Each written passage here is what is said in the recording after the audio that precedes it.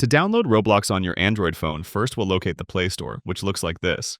Swipe up to go in your app drawer and find the Play Store from there. This is the marketplace for all the apps on your Android phone. If you're logged into a Google account, you're all set and ready to start downloading. If not, your phone will ask you to log in first. You'll see top charts for popular apps in different categories, which is a great way to discover new apps. If you know what you're looking for, you can always use the Search tab to type and search.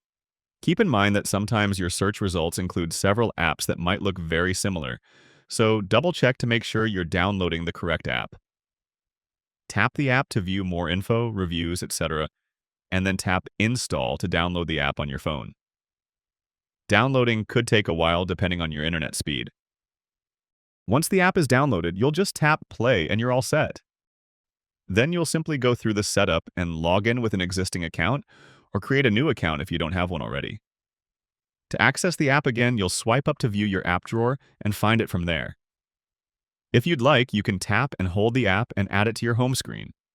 On the home screen, you can tap, hold, and drag it to anywhere you'd like, and that way you'll have it always available for quick access on your home screen.